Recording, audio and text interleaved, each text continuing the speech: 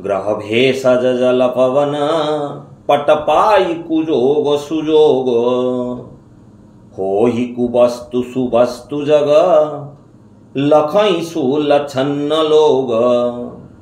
ग्रह औषध जल वायु एवं वस्त्र मध्य असत संग और सत्संग हेतु संसार रे यथाक्रमे मंद और भल पदार्थ रे परिणत होई जाती।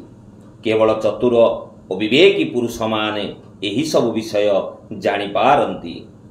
समप्रकाश तम पाख दुहु नाम भेद विधि किन्ह शशि शोषक पोषक समुझी जगजस अपजस दिन्ह।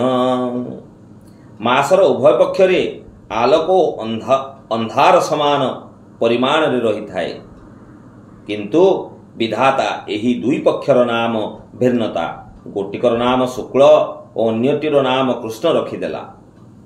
गोटी को चंद्रर वृद्धिकारी और अन्यटी को चंद्रर क्षयकारी मन करी गोटी को सुजस और अन्यटी को अपजस देदेला।